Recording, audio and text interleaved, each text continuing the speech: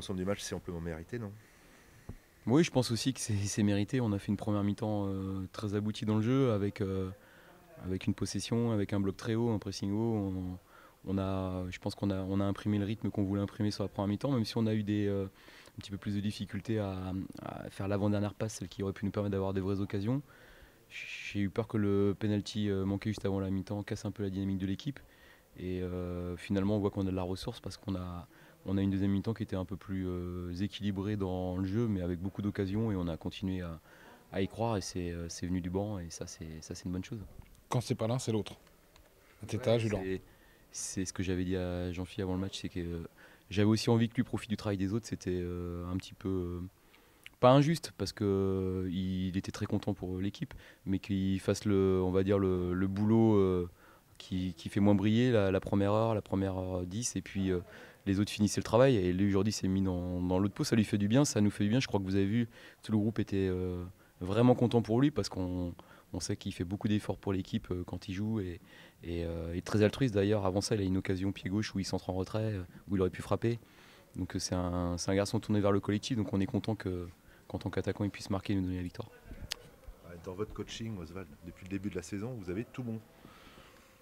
Ouais, mais Oui. oui, mais j'ai envie de dire, les changements dans ces cas-là sont plus faciles parce que les gens sont impliqués et il n'y a vraiment pas d'état d'âme quand les joueurs rentrent et on sent que le coaching peut être plus facile. Après, il est compliqué parce que les gens qui jouent, des fois il y a des moments où je me dis comment je peux aider l'équipe et je vois des joueurs qui ont encore de la ressource et qui peuvent faire la différence. Ce soir, j'ai vu Zinou qui était plus en difficulté. J'ai à un moment donné hésité à le sortir plus tôt parce que je sentais qu'il était dans un jour qui n'était pas forcément très bon. Et j'ai voulu le laisser parce que je sentais que sur les coups de pied arrêtés, on pouvait faire la décision.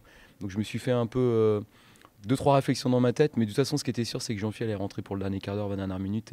Et on en avait parlé tous les deux. Et voilà, il était préparé pour nous donner un but dans le temps de jeu qu'il aurait. Jean-Philippe, ça va comment? Parce que c'est dur pour lui, il marque et il sort 10 Ouais, minutes après.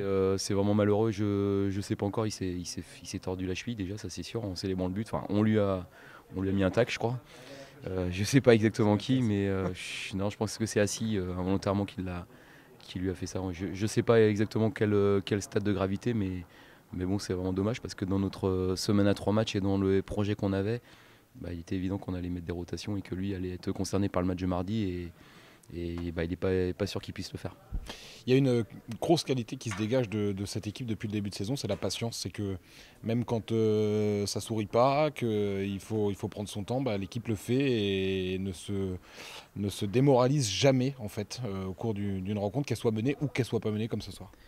Mais ce qui est intéressant, et ça faut le garder, c'est que l'équipe reste vraiment dans ses fondamentaux et dans sa ligne de conduite. Elle n'en sort pas, il n'y a pas de signe d'énervement, il n'y a pas de joueurs qui veulent sortir le chapeau de Zorro ou voilà, qui veulent faire le sauveur. Ça reste dans le collectif et on voit même au fur et à mesure qu'il y a des choses qui commencent à être un peu plus ancrées. Mais moi, ce que j'ai envie de leur dire et de dire, c'est garder les bons ingrédients, ne changez rien à ce que vous faites dans l'approche, et puis continuer de construire un collectif fort. C'est le collectif qui amène cette dynamique et qui fait que la réussite est de notre côté. Et le HAC toujours leader, vous allez vous prendre au jeu. Ouais, mais on regarde pas le classement, et puis surtout voilà, c'est dommage parce que on le dit tout le temps, mais on a envie de savourer ce match, on l'a célébré avec notre public. J'ai parlé de Monsieur Lorette à la causerie, même si des joueurs arrivent dans le club, c'est important qu'ils connaissent son apport au club et ce qu'il a fait pour le club. Il y a beaucoup de joueurs formés au club qui le connaissaient, Jean-Pascal Fontaine et Alex Bonnet aussi. Et ça pouvait pas être autrement qu'une victoire. Et en plus, au moment où il y a la minute d'applaudissement, on a failli marquer à ce moment-là, ça aurait été un super symbole.